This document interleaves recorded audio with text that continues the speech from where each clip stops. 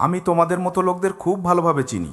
তোমরা তোমাদের লক্ষ্য অর্জনের জন্য যে কোনো স্তরে নেমে যেতে পারো। এসেছো আমাকে তোমার পরিচয় আর সম্পর্কের স্মৃতি মনে করাতে। তোমার যা বলছো সেটা কি তোমার নিজের জানা আছে? সদ্য ডিএসপি পদে যোগদান করা রিয়া ম্যাডাম বিড়বিড় করে বাইরে বেরিয়ে এলেন। অটোচালক অর্জুনের উপর রাগে ফুঁসতে ফুঁসতে তার কাছে গেলেন। অর্জুন তার দিকে পিঠ করে বসেছিল। যখন সে তার সামনে মুখ তুলে তাকালো, নিজের স্বামীকে দেখে রিয়া বিস্মিত হয়ে গেলেন। কিন্তু নিজের জুনিয়র অফিসারদের সামনে তাকে স্বামী বলে পরিচয় দিতে পারছিলেন না। আসল ঘটনা হলো, তার জুনিয়র অফিসাররা অর্জুনকে কোনো অপরাধ ছাড়াই বলেছিল যে সে ট্রাফিক নিয়ম ভঙ্গ করেছে, তাই তাকে হয় জরিমানা হিসাবে ২০০০ টাকা দিতে হবে অথবা তাদের সাথে থানায় যেতে হবে। অর্জুনও ধৈর্য ধরে বলেছিল, চলুন আপনাদের যা করতে হয় করুন, আমি কোনো নিয়ম ভাঙিনি, তাই আমি কাউকে ভয় পাই না। তার পূর্ণ বিশ্বাস ছিল যে সে যদি তার স্ত্রীকে পুরো সত্য জানায় তাহলে তার স্ত্রী তাকে অবশ্যই সাহায্য করবে এবং সে সহজে ছাড়া পেয়ে যাবে। কিন্তু সেখানকার দৃশ্য দেখে অর্জুনের চোখ ভিজে উঠল। রিয়া না তার কেসে কোনো আগ্রহ দেখালেন, না অর্জুনকে কোনো সাহায্য করলেন। হ্যাঁ, তিনি তার জুনিয়র অফিসারদের এটা অবশ্যই বললেন যে সে যদি টাকা দিতে না পারে তাহলে তার অটো জব্দ করে তাকে বাড়ি পাঠিয়ে দাও। এখন সে তার অটো আদালতের আদেশ অনুসারেই ছাড়িয়ে নেবে। আর পূর্ণ অহংকার নিয়ে তিনি অর্জুনের সামনে থেকে নিজের কেবিনে চলে গেলেন। অর্জুন কিছুক্ষণ তার দিকে তাকিয়েই রইল। সে তাকে কিছুই বলল না। সেখানকার জুনিয়র অফিসাররা অর্জুনের রিপোর্ট লিখে তাকে সেভাবেই ফেরত পাঠিয়ে দিল। অর্জুন হতাশ মনে নিজের বাড়ি ফিরল। সেই দিনগুলোয় রিয়া তার সরকারি কোয়ার্টারেই থাকত, কারণ তার বাড়ি আর অফিসের মধ্যে অনেক দূরত্ব ছিল। তাতে আবার রিয়া ডিউটিতে যাওয়ার সময় রাস্তায় খুব জ্যাম থাকত, তাই সে কাছের সরকারি কোয়ার্টারেই থাকত। রিয়া আর অর্জুনের একটি ছেলে ছিল যে তার দাদি আর বাবার সাথেই থাকত, কারণ দাদি লক্ষ্মীদেবী তাকে ছোটবেলা থেকে আজ পর্যন্ত বড় করেছেন। রিয়া যখন বিয়ে হয়ে শ্বশুরবাড়ি এসেছিল তখন থেকেই সে তার পড়াশোনার বাহানায় ঘরের কোনো কাজে মন দেয়নি, এমনকি ছেলের লালন পালনেও নজর দেয়নি। হয়তো ছেলের প্রতি তার কোনো টান ছিল না, নাকি অন্য কোনো কারণ ছিল, জানা নেই। ঈশ্বর তাকে মা হওয়ার সৌভাগ্য তো দিয়েছিলেন, কিন্তু মা হিসেবে রিয়া তার ছেলেকে একদিনও কাছে নিয়ে নিজের দুধ খাওয়ায়নি বা তাকে নিজের বুকে জড়িয়ে ধরেনি, তাকে আদর করেনি। কারণ বাচ্চার জন্ম অপারেশনের মাধ্যমে হয়েছিল, আর তার পর্যাপ্ত দুধও আসতো না যাতে বাচ্চার পেট ভরে। তাই বাচ্চার দাদি লক্ষ্মীদেবী তাকে বাইরের দুধ খাইয়ে বড় করেছেন। যখনই তার নাতি কাঁদত, লক্ষ্মীদেবী তাকে বাইরের দুধ এনে খাওয়াতেন, তার সেবা করতেন, তাকে আদর করতেন। সেই কারণেই রাহুল প্রথম থেকেই তার দাদির সাথেই থাকত। দাদাই তার জন্য সব, এটাই রাহুলের মনে হতো। যখনই রিয়া কোনো জিনিসের জন্য রাহুলের ওপর রাগ করত, সে দাদি লক্ষ্মীদেবীর কাছে গিয়ে লুকিয়ে পড়ত। তাই রিয়া তাকে বকাঝকা করাও বন্ধ করে দিল এবং নিজের পড়াশোনায় মন দিল। অর্জুনও খুব পরিশ্রম করে তার ফি দেওয়ার জন্য সময় মতো টাকা জোগাড় করে দিত। অর্জুন মাত্র দ্বাদশ শ্রেণী পর্যন্ত পড়াশোনা করেছিল। সেই সময়েই বাবার শরীর খারাপ হয় এবং অনেক চিকিৎসা করেও তাকে বাঁচানো সম্ভব হয়নি। একদিন তিনি তার স্ত্রী আর ছেলেকে এই পৃথিবীতে একা ফেলে চলে যান। তাই এখন ঘরের সমস্ত দায়িত্ব অর্জুনের কাঁধে চলে আসে। অর্জুন আর তার মা লক্ষ্মী দেবীর কাছে যেটুকু টাকা আর গয়না ছিল তা বাবার চিকিৎসার জন্য খরচ হয়ে গিয়েছিল। এখন তাদের বাধ্য হয়ে কঠোর পরিশ্রম করতে হতো, তবেই তাদের পেট চলত। স্বামীর মৃত্যুর দুঃখে লক্ষ্মীদেবী ভেতর থেকে পুরোপুরি ভেঙে পড়েছিলেন, তাই তিনি বেশি পরিশ্রম করতে পারতেন না। ফলে অর্জুনকেই সব দেখতে হতো। পড়াশোনা করে বড় অফিসার হওয়ার স্বপ্ন অর্জুনেরও ছিল, কিন্তু তার ইচ্ছা অপূর্ণই রয়ে গিয়েছিল।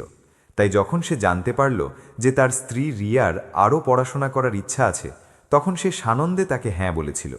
কিন্তু লক্ষ্মীদেবী জানতেন তিনি অভিজ্ঞ ছিলেন। রিয়া যে একজন অকৃতজ্ঞ মেয়ে সেটা তিনি বুঝতে পেরেছিলেন। সে শুধু নিজের সুখের চিন্তা করত। তাই বিয়ের মাত্র দুদিন পরেই সে অর্জুনকে বিয়ের আগে দেওয়া পড়াশোনার প্রতিশ্রুতির কথা মনে করিয়ে দিল এবং সেই ইচ্ছা পূরণ করতে বলল। তার ইচ্ছা থাকলেই সে তার বাবার কাছেও পড়াশোনার ফির জন্য টাকা চাইতে পারত, কারণ সে তার বাবার একমাত্র মেয়ে ছিল। তাছাড়া তারা যথেষ্ট সচ্ছল ছিল যাতে মেয়ের ফি দিতে পারে। কিন্তু একবারও সে তার বাবার সাথে ফি নিয়ে কথা বলেনি। তবে অর্জুনকে রাত দিন পরিশ্রম করতে দেখে সে এটুকু নিশ্চয়ই বলতো যে আপনি রাত দিন এভাবে কাজ করে আমাকে পড়াচ্ছেন, আপনাকে এত পরিশ্রম করতে দেখে খুব খারাপ লাগে। আর মাত্র কয়েকটা দিন অর্জুন, তারপর দেখো আমাদেরও সুখের দিন আসবে। আমরাও আরামে বসে থেকে আনন্দিত জীবন কাটাবো। শুধু একবার আমার সরকারি চাকরিটা হয়ে যাক, তারপর দেখো আমাদের ঘরে কত আনন্দ আসে। অর্জুন তার কথা শুনে তার প্রেমে অন্ধ হয়ে গিয়েছিল, কিন্তু আজকের দৃশ্য দেখে সে ভেতর থেকে পুরোপুরি ভেঙে পড়েছিল। সে তার স্ত্রীর সম্পর্কে যত বেশি চিন্তা করছিল, ততই নিজের অসহায়তা আর নিজের ওপর রাগ হচ্ছিল যে সে কেন তাকে এত অন্ধবিশ্বাস করল। সে নিজে কেন এত পড়াশোনা করল না, কেন তার অন্যের সমর্থনের দরকার পড়ছিল। তার বিশ্বাস ছিল যে সন্ধ্যায় বাড়ি ফেরার পর রিয়া তাকে নিশ্চয়ই ফোন করবে, কিন্তু সে তার অভদ্র আচরণের জন্য না ক্ষমা চাইল, না তাকে ফোন করল। রিয়ার অফিসে সেদিন তাদের দেওয়া টার্গেট পূরণ হয়ে গিয়েছিল, তাই সমস্ত সিনিয়র আর জুনিয়ররা মিলে পার্টি করছিল। তাই তার বাড়ি পৌঁছতে রাত 12টা বেজে গিয়েছিল। সে এতই ক্লান্ত ছিল যে বাড়ি পৌঁছে বিছানায় পড়তেই ঘুমিয়ে পড়ল। পরের দিন সে 9টা নাগাদ উঠল, তাড়াতাড়ি নিজের জন্য নাস্তা বানালো, সেটা খেলো আর তারপর অফিসের দিকে দৌড়ালো। সেখানে যাওয়ার পর তার মনে পড়ল যে অর্জুন আজ নিজের অটো ছাড়াতে আসার কথা ছিল, কিন্তু সে এখনও কেন এলো না। সে অর্জুনকে ফোন করল, কিন্তু অর্জুন ফোন ধরল না। রিয়ার মনে হলো বাড়িতে কোনো সমস্যা হয়নি তো। সন্ধ্যায় সে বাড়ি পৌঁছাল। অর্জুন মায়ের কোলে মাথা রেখে দুঃখী হয়ে বসেছিল। লক্ষ্মীদেবী তার চুলে তেল দিয়ে মালিশ করে দিচ্ছিলেন, আর অর্জুনের ছেলে রাহুল দাদির কাছে বসে কিছু একটা লিখছিল। সে তার খাতায় লেখাগুলো কখনো দাদিকে জিজ্ঞাসা করছিল, তো কখনো তার বাবাকে জিজ্ঞাসা করছিল। কিন্তু মা আর ছেলে দুজনেই গভীর চিন্তায় মগ্ন ছিলেন, তাই তারা রাহুলের কথার দিকে লক্ষ্য দিচ্ছিলেন না। আর ঠিক সেই সময়েই রিয়া সেখানে পৌঁছালো। শাশুড়ি আর স্বামী নিজের ছেলের দিকে খেয়াল দিচ্ছে না দেখে সে ভীষণ চটে গেল। সে শাশুড়ি আর স্বামীর ওপর জোরে জোরে চিৎকার করতে শুরু করল। আপনারা কি জানেন বাচ্চাকে কিভাবে সামলাতে হয়, কিভাবে শেখাতে হয়, কিভাবে বোঝাতে হয়? এক একটা গেঁয়ো কোথাকার। যদি আমার ছেলে এখানে থাকে তাহলে সেও আপনাদের মতোই অশিক্ষিত থেকে যাবে। আমি ভালো করেই জানি আপনারা আমার ছেলেকে এভাবেই সামলান। একথা বলে সে তার ছেলের হাত ধরল এবং টেনে তার ঘরে নিয়ে গেল, যেখানে তার সব জামা কাপড় আর বই খাতা গুছিয়ে রাখা ছিল। সে তার ছেলের সব জিনিস একটা ব্যাগে ভরল এবং তাকে সাথে নিয়ে যেতে লাগল। কিন্তু রাহুল তার মায়ের সাথে বাড়ি যেতে চাইছিল না। সে কাঁদতে কাঁদতে বলছিল, মা, আমি দাদি আর বাবার সাথেই থাকতে চাই, আমি তোমার সাথে যেতে চাই না। রাহুল যখন খুব বেশি বায়না করতে লাগল, তখন রিয়া তার গালে দুটো থাপ্পড় মারল আর বলল, তুই কি মূর্খ? তুইও কি এই মূর্খ লোকেদের সাথে থেকে ওদের মতো হতে চাস? খবরদার, যদি আর একবারও কাঁদিস তাহলে আরও মারব। এই বলে সে বড় বড় চোখ করে তাকাতে লাগল। রাহুল তার দিকে তাকিয়ে চুপ হয়ে গেল। তারপর সে অর্জুনকে জিজ্ঞাসা করল, তুই আজ তোর ওই ভাঙাচোরা অটো ছাড়াতে আসার কথা ছিল না, তাহলে কি হলো, কেন আসলি না?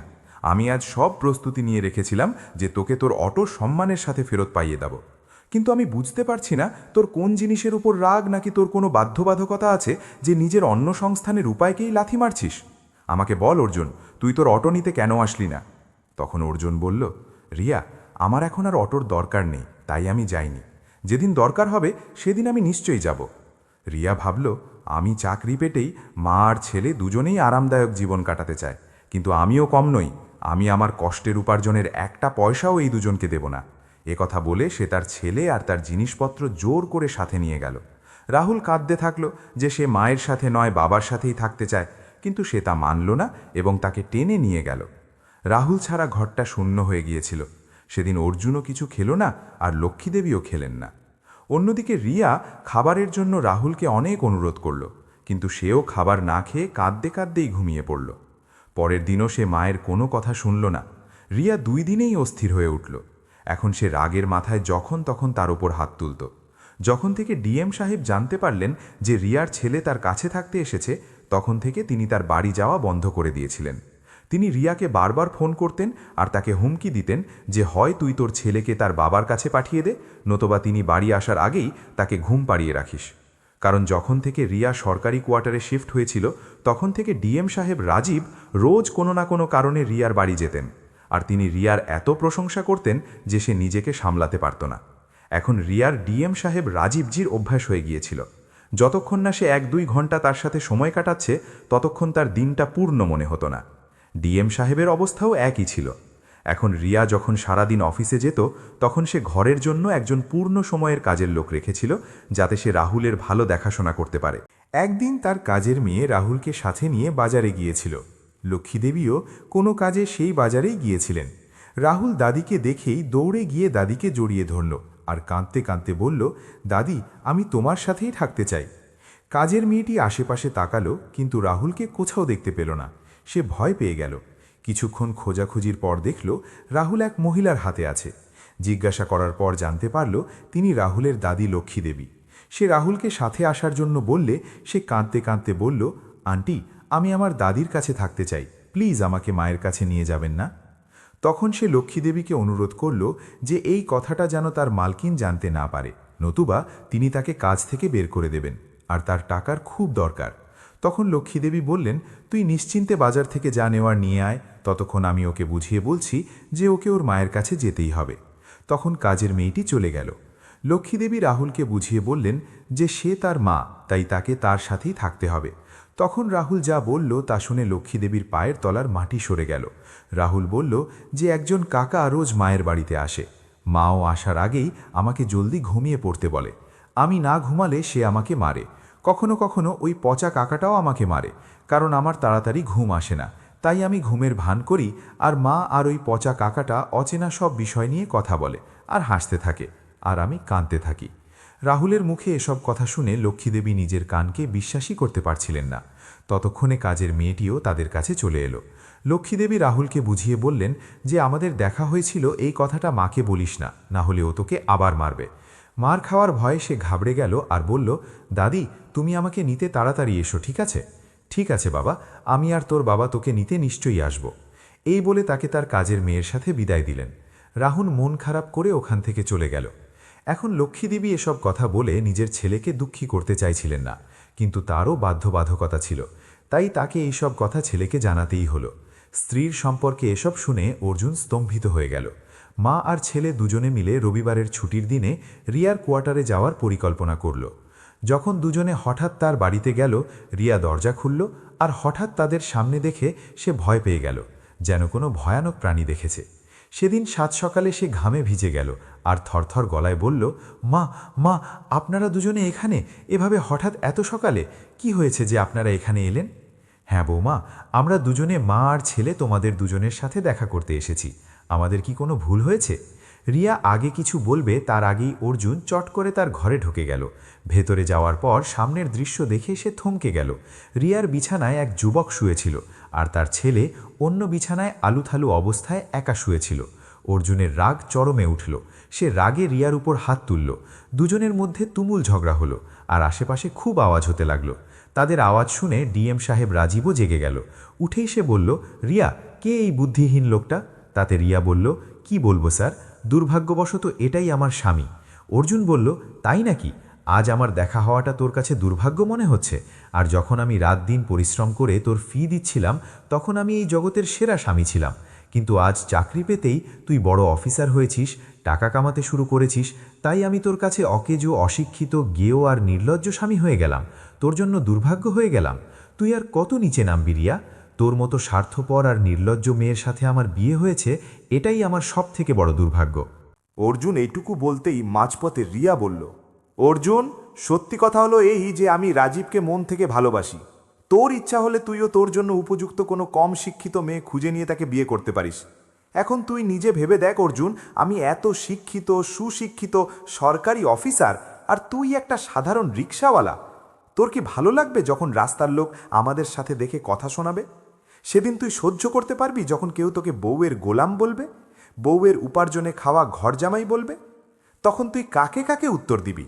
তোর সমাজে বদনাম হওয়ার আগেই তুই তোর পথ পরিষ্কার করে নে, মানে তুইও খুশি থাকবি আর আমিও খুশি থাকব। আমার আশা আছে তুই আমার পয়েন্টটা ভালোভাবেই বুঝেছিস। রিয়ার কথা শুনে অর্জুন রাগে থরথর করে কাঁপছিল, কিন্তু মায়ের দেওয়া সংস্কারে তার হাত থেমে গেল। নতুবা সে রিয়াকে এত মারত যে সে আর কাউকে মুখ দেখাতে পারত না। কিন্তু লক্ষ্মীদেবী তাকে থামালেন আর বললেন, বেটা, তোর ছেলেকে ধর আর চল এখান থেকে চলে যাই। রিয়াও তার ছেলের আবদার সহ্য করে ক্লান্ত হয়ে গিয়েছিল, তাই সেই দিনগুলোয় সে বুঝতে পেরেছিল যে বাচ্চা মানুষ করা সাধারণ কাজ নয়। তাই তারও এটাই ইচ্ছা ছিল যে অর্জুন রাহুলকে তার সাথে নিয়ে যাক। অর্জুন তার ঘুমন্ত ছেলেকে তুলে নিল আর ওখান থেকে চলে যেতে লাগল। তখন রিয়া নির্লজ্জের মতো হাসল আর বলল, মিস্টার অর্জুন, তোর যাওয়ার এত তাড়া কেন? যাওয়ার আগে একটা শেষ কাজ করে যা, তারপর আমি তোকে আর কোনোদিন বিরক্ত করব না। অর্জুন জিজ্ঞাসা করল, আর কি করা বাকি আছে ম্যাডাম? তখন রিয়া ডিভোর্স পেপার তার মুখের ওপর ছুঁড়ে দিয়ে বলল, তোর নিজের নাম কিভাবে লিখতে হয় সেটা অন্তত জানা আছে তো, নাকি তোর বুড়ো আঙুলের ছাপ দিবি? আমি সব ব্যবস্থা করে রেখেছি। তখন অর্জুনও তাকে উত্তর দিল, হ্যাঁ ম্যাডাম, আমরা অশিক্ষিত গেয় লোক আর আপনি এত সুশিক্ষিত বিদুষী। আমি যদি ভুল করেও আমার নাম লেখার চেষ্টা করি, তাহলে আপনাদের মতো পণ্ডিতদের কাছে সেটা সাদা কাগজের উপর কালো পিঁপড়ে চলার মতো মনে হবে। আপনি বরং আমার বুড়ো আঙুলের ছাপই নিন, কারণ সেটা ঈশ্বর তৈরি করেছেন। তাতে আপনি আড়াআড়ি রেখা দেখতে পাবেন, যা হয়তো আপনি পড়তেও পারবেন। রিয়া ডিভোর্স পেপারে তার আঙুলের ছাপ নিল আর বাড়ি থেকে বের করে দিল। যখন তারা বাড়ি থেকে বেরিয়ে যাচ্ছিল, ঠিক তখনই রাহুলের আয়া মালতীও সেখানে পৌঁছালো। সে তাদের দেখেই বুঝতে পারল রাহুলের বাবা তাকে নিয়ে যাচ্ছে। এখন তার চাকরি বিপদে। তার চোখে জল চলে এলো। তখন লক্ষ্মী দেবী তাকে নিজেদের সাথে আসতে বললেন। চারজনই তাদের বাড়ি এলো। লক্ষ্মী দেবী গরিব ছিলেন। এখন তিনি বুঝতে পারছিলেন না যে তাদের ঘর কিভাবে চলবে, তার জন্য কি করা যায়। তিনি কিছু টাকা খোঁজার জন্য আলমারি থেকে সব জিনিস বাইরে বের করলেন। তখন সেখানে তিনি একটি কাগজ দেখতে পেলেন। সেই কাগজটা দেখে বোঝা গেল যে তার স্বামী অনেক আগে শহরের ঠিক মাঝখানে একটি প্লট কিনেছিলেন, কিন্তু সেই কাগজটা অনেক কাপড়ের নিচে গভীরে রাখা ছিল। তিনি সেই কাগজটা অর্জুনকে দেখালেন। অর্জুন সেই জমির দাম যাচাই করল। তখন সে জানতে পারল যে সেই জমির দাম এখন সোনার দরের মতো। তারা সেই জমি বিক্রি করার সিদ্ধান্ত নিল, আর অর্জুন আবার তার কাজের সাথে সাথেই পড়াশোনাও শুরু করল। এই টাকা থেকে লক্ষ্মীদিঘি মালতীর সাথে বাড়িতে আচার, পাঁপড় আর মশলা বানাতে শুরু করলেন। শুরুতে তাদের অনেক সমস্যার সম্মুখীন হতে হয়েছিল, কিন্তু পরে ধীরে ধীরে তাদের ব্যবসা ভালো চলতে শুরু করল। এর আগে লক্ষ্মীদেবীর চিন্তার কারণে তার শরীর সবসময় খারাপ থাকত, কিন্তু যখন থেকে তারা এই নতুন ব্যবসা শুরু করলেন তখন থেকে তার সব সময় কাজেই কাটতে লাগলো। তাই অপ্রয়োজনীয় বিষয় নিয়ে ভাবার সময় তিনি পেতেন না, আর খুব ক্লান্তির কারণে রাতে খুব ঘুম আসত। ভালো ব্যবসার কারণে তাদের আয়ও বাড়ল, তাই তাদের মনে এক অন্য রকম আনন্দ তৈরি হতে লাগলো। ফলে তার শরীরেরও অনেক উন্নতি হলো। এখন অর্জুনেরও টাকা উপার্জনের কোনো চিন্তা ছিল না, তাই এখন সে কোনো দুশ্চিন্তা ছাড়াই পড়াশোনা করতে লাগলো। আর একদিন এমন সময়ও এলো যখন সে ওখানকার এসপি হলো। সব খবরে একটাই নাম চর্চায় ছিল, তা হলো অটো চালক অর্জুন নিজের পরিশ্রম আর সততার কারণে এসপি সাহেব হয়েছে। অর্জুনকে অভিনন্দন জানানোর লোক লেগেই থাকতো। অর্জুনের বাড়িতে লোক ইন্টারভিউ নিতে আসতো, আর লক্ষ্মী দেবীকে জিজ্ঞাসা করত, মা, আপনার ছেলে বড় অফিসার হয়েছে, আপনার কেমন লাগছে? লক্ষ্মী দেবী বলতেন, আমার ছেলে সৎ এবং পরিশ্রমী। সে যা কিছু অর্জন করেছে তা তার পরিশ্রম আর ত্যাগের কারণেই করেছে। আমি আমার ছেলের জন্য গর্বিত। সেই সময় লোকেরা তাকে জিজ্ঞাসা করত যে অনেক দিন পড়াশোনা ছেড়ে দেওয়ার পর আপনার ছেলের মনে পড়াশোনা করার কথা হঠাৎ এলো কিভাবে, আর সে যে সফল হবেই তার কি নিশ্চয়তা ছিল?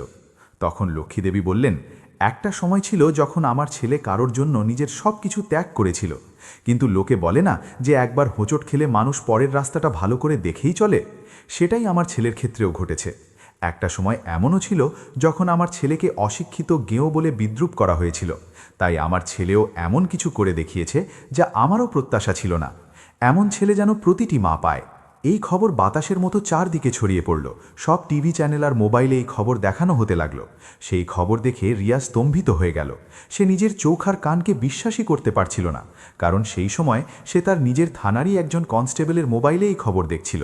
তার নিজের কাছে মোবাইলও ছিল না, কারণ সে যে রাজীব স্যারের জন্য তার সাধারণ দেবতুল্য স্বামীর ভালোবাসা অস্বীকার করেছিল, সেই রাজীব স্যার বাস্তবে বিবাহিত ছিলেন, তার দুটো বাচ্চাও ছিল। সে সেখানে একাই থাকত, তাই সে রিয়াকে ব্যবহার করে নিজের চাহিদা মেটাত। সে রিয়াকে এমনভাবে ঘুষ নিতে ফাঁসিয়েছিল যে একবার যদি সেই ভিডিও সবার সামনে আনা হয় তাহলে তার চাকরি চলে যাবে। আর সেই ঘুষ ও রিয়া তার কথা মতোই নিয়েছিল, যাতে দুজনের উজ্জ্বল ভবিষ্যতের জন্য সঞ্চয় হয়, ভবিষ্যতের জন্য যতটা সম্ভব টাকা জমা করে আরামে জীবন কাটানো যায়।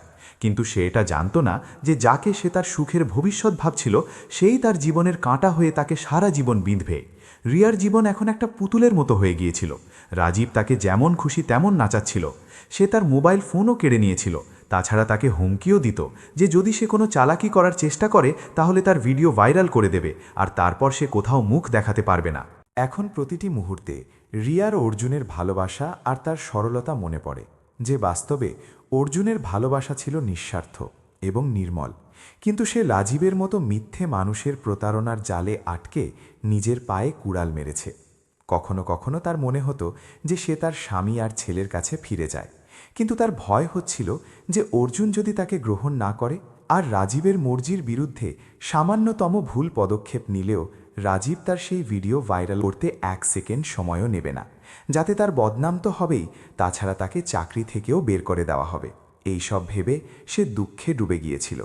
তার এখন আর ভালো জামা কাপড় পরার আগ্রহ ছিল না, ভালো খাবারও খাচ্ছিল না, যা কিছু পেত তাই খেত। এভাবেই জীবন চলছিল।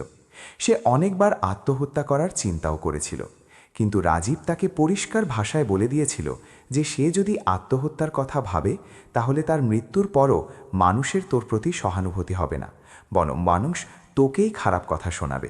তাই তোর যদি নিজের সম্মানের মায়া থাকে তাহলে আত্মহত্যার চিন্তা মনেও আনিস না।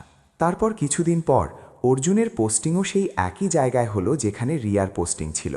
অর্জুন ইচ্ছে করেই নিজের পোস্ট সেই জায়গায় করে নিয়েছিল, যাতে সময় সময় রিয়া বুঝতে পারে যে এই পৃথিবীতে সে একাই শিক্ষিত নয়। কোনো ব্যক্তির যদি ইচ্ছা থাকে তাহলে সে কি না করতে পারে। যেদিন অর্জুনের প্রথম দিন ছিল, ঠিক সেদিনই রিয়া দেরি করে পৌঁছাল। অর্জুন রিয়া যে দেখা মাত্রই সে তাড়াতাড়ি নিজের কেবিনের দিকে যাচ্ছিল। অর্জুন জোরে টেবিলে হাত মারল আর বলল, ম্যাডাম, সবার আগে নিজের ঘড়ি খুলে সময়টা দেখুন। রিয়ার কাছে ঘড়ি ছিল না। সে বলল, স্যার, আমার কাছে ঘড়ি নেই। তাহলে আপনার কাছে মোবাইল তো নিশ্চয়ই আছে, সেটা বের করে সময় দেখুন। স্যার, আমার কাছে মোবাইলও নেই। ও, আপনি এত সুশিক্ষিত, বিদুষী, বড় পদে কর্মরত হয়েও আপনার কাছে না ঘড়ি আছে না মোবাইল। সরকারের দেওয়া বেতনও কি কম পড়ে ম্যাডাম আপনার জন্য যে আপনার কাছে কিছুই নেই? যদি আপনার কাছে সময় দেখার জন্য কিছুই না থাকে, তাহলে আপনি সময়ে ডিউটিতে আসবেন কিভাবে? এর মানে আপনি সরকারি চাকরিকে আপনার মাসির বাড়ি মনে করেছেন, যখন ইচ্ছা হবে তখন আসবেন আর যখন ইচ্ছা হবে তখন চলে যাবেন? এমন তো নয় যে আপনার পরিবারের সদস্যদের কাছ থেকে সময় পান না বলে আপনার কাজে মন বসছে না। আপনার যদি কাজ করতে ইচ্ছা না করে, তাহলে আপনি চাকরি ছেড়ে দিয়ে বাড়িতে বসুন। আপনার শিক্ষিত লাখ টাকা কামানো আপনার সুশিক্ষিত স্বামী ডিএম সাহেব তাদের বেতনের থেকে তো ঘুষ খেয়েই বেশি কামাচ্ছেন নিশ্চয়ই।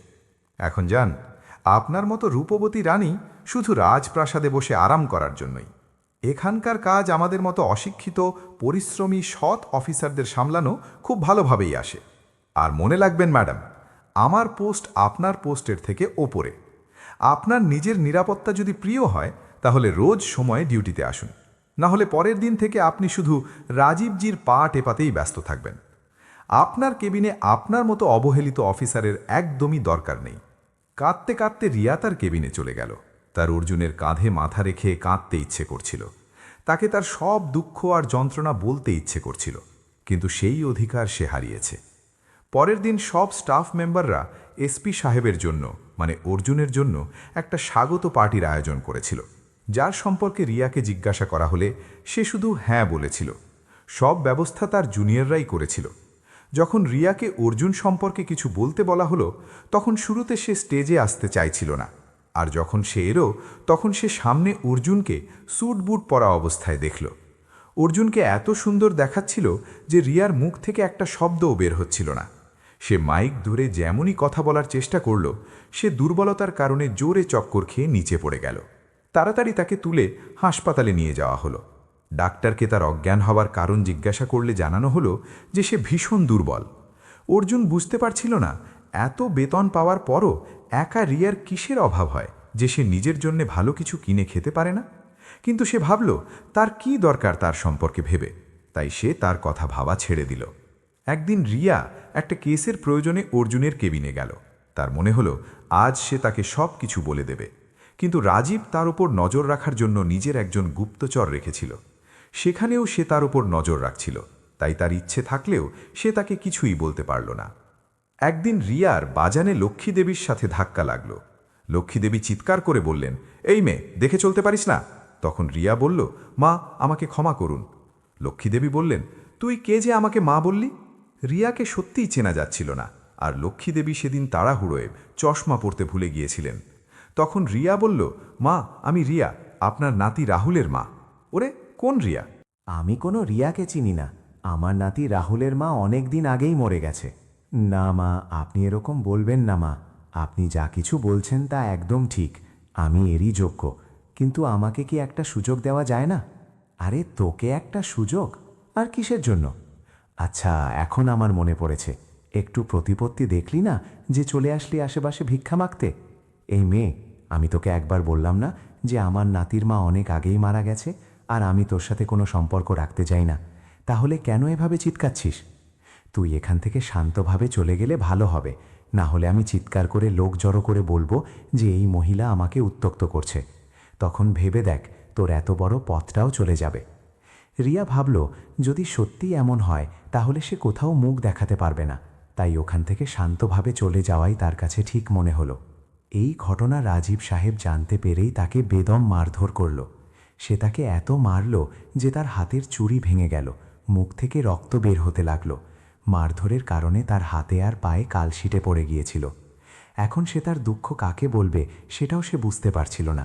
কারণ যখন থেকে সে অর্জুনকে ছেড়ে রাজীবকে ধরেছিল তার বাবা মা এই ধাক্কা সহ্য করতে পারেননি এবং 1 মাসের ব্যবধানে দুজনেই মারা যান।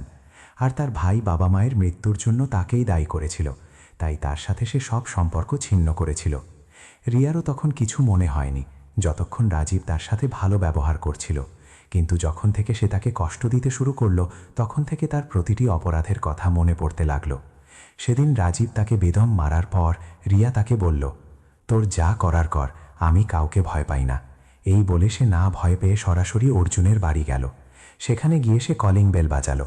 তখন অর্জুন দরজা খুলল আর রিয়াকে এত রাতে সামনে দেখে সে অবাক হয়ে তাকে বলল, কে আপনি আর কার সাথে দেখা করতে চান? রিয়া অঝরে কাঁদতে কাঁদতে বলল, অর্জুন, আমাকে ক্ষমা করে দাও, আমার দিক থেকে অনেক বড় ভুল হয়ে গেছে। তোমার ভালোবাসা আর ত্যাগ চিনতে আমি অনেক বড় ভুল করেছি। অর্জুন, আমাকে ক্ষমা করো, প্লিজ আমাকে একটা সুযোগ দাও। অর্জুন হাসতে হাসতে বলল, আরে তুই সেই রিয়া না যে আমার মতো অশিক্ষিত মানুষের সাথে থাকতে লজ্জা পাস বলে নিজের মুখে বলেছিলি? তাহলে আজ কি হলো যে তুই আমার সাথে থাকার জন্য কেঁদে কেঁদে ভিক্ষা চাইছিস? আজ তোর আমার মতো অশিক্ষিত মানুষের সাথে চলতে ফিরতে লজ্জা লাগবে না? যা, তোর যেখানে ইচ্ছা সেখানে যা, তুই তোর ইচ্ছা মতো জীবন কাটাতে স্বাধীন। এই বলে সে দরজা বন্ধ করে দিল। ততক্ষণে রাজীবও সেখানে পৌঁছে গেল। সে তার চুল ধরে তাকে নিজের গাড়িতে টেনে নিল আর বলল, তুই এত বড় অপরাধ করবি আর ও তোকে সহজে ক্ষমা করে দেবে, এটা তুই ভাবলি কি করে? যখন তুই তোর নিজের স্বামীর হতে পারলি না, যার থেকে তোর একটা ছেলেও আছে, তাহলে তুই আমার কি হবি? স্বার্থপর লোভী মহিলা। এখন আমি তোকে দেখাচ্ছি স্বাধীনতা মানে কি। এই বলে সে তাকে নিয়ে গিয়ে একটা ঘরে বন্ধ করে দিল। রিয়া কাঁদতেই থাকলো, তার হাত পা ধরতে থাকলো, দরজা খোলার জন্য ছটফট করতে থাকলো, কিন্তু সে দরজা খুলল না। সে তার সব টাকা, গয়না, এটিএম থেকে ব্যাংকের সব টাকা বের করে নিয়ে পালিয়ে গেল। আর সেই ভিডিওটাও ভাইরাল করে দিল, যাতে তাকে ঘুষ নিতে দেখা যাচ্ছিল। সব লোক তার সম্পর্কে আজে বাজে কথা বলতে লাগলো। তাকে চাকরি থেকেও বরখাস্ত করা হলো। কিছুদিন পর রিয়ার মানসিক অবস্থা আর ক্ষুধা তৃষ্ণায় কাতর হয়ে তার মৃত্যু হলো। তার মৃত্যুর পরও কেউ তাকে ভালো বলল না, সবাই তার চরিত্রের দিকে আঙুল তুলে থুথু করতে লাগলো। তো বন্ধুরা, আজকের গল্পটি আপনাদের কেমন লাগলো কমেন্ট করে নিশ্চয়ই জানাবেন। ধন্যবাদ।